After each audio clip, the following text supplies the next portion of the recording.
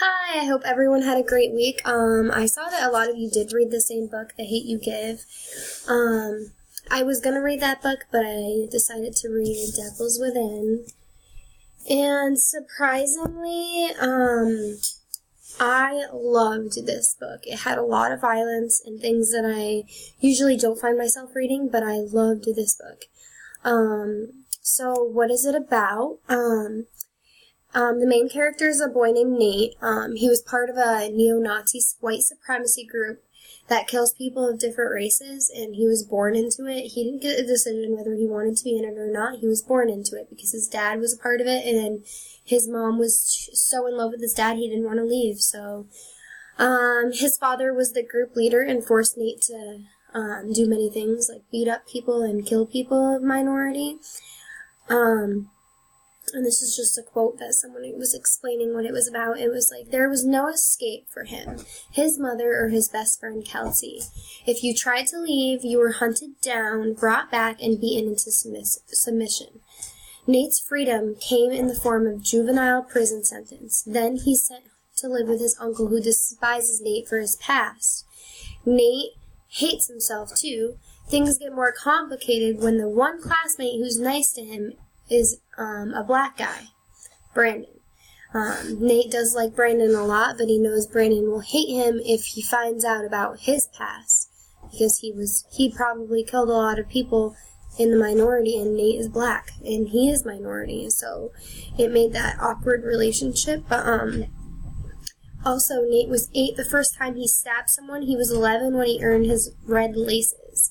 A prize for spilling blood for the cause, which the cause was killing the minority, and he was 14 when he murdered his father, who was the leader. And when he was when you earn your red laces, that's basically you get to wear red laces in your combat boots, part of this white supremacy group, when you make your first kill.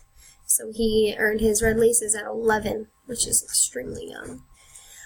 Themes of this book are racism, because there's a ton of racism in this text.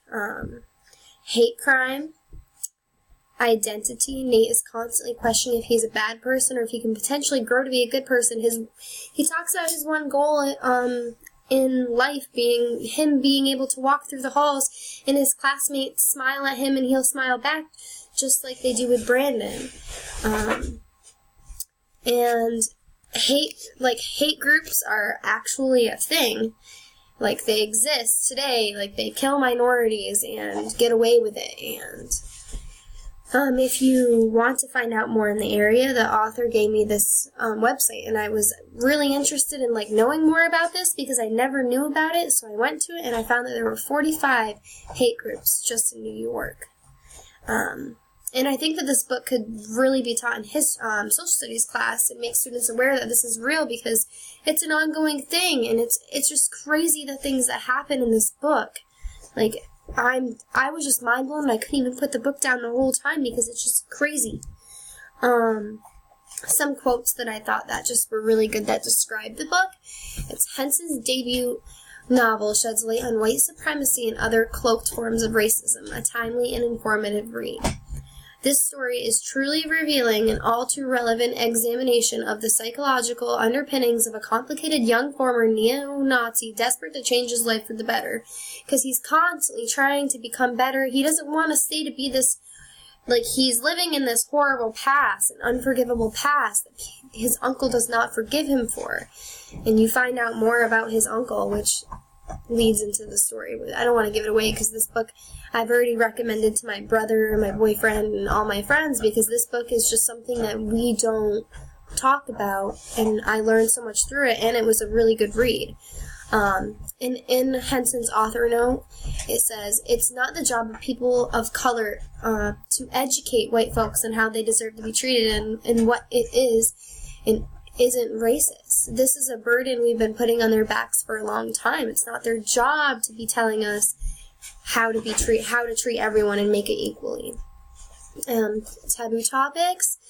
So, like, last week we talked a lot about censorship and everything, and I was thinking if I would ever feel comfortable reading this book in my class, and I definitely wouldn't until, like, a high school level, because there's a lot of things that happen that I don't think parents would want their children to read.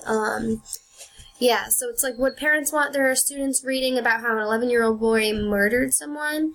And the book also makes you grow to like this character who murdered people and of minority, because he's constantly trying to change for the better, and he knew he never wanted to hurt anyone, and he was forced to do it. Another one is just the neo-Nazi groups, white supremacy groups. And these are just some books from last week's, quotes from last week's reading that I think describes, this book too. Or, like, the censorship ideas too. So, I couldn't disagree more. I believe that literacy fiction or fictional narratives can result not only in critical thinking, close reading, and analytical writing, but also in a personal enjoyment, engagement, and an increased ability to emphasize and relate to others. And reading and responding to fiction is a complex activity, and fictional texts are complex texts no matter the formula used to evaluate that complexity. Reading literature matters, and I think reading something like this is extremely important. And that's it. But, yep, thank you for listening.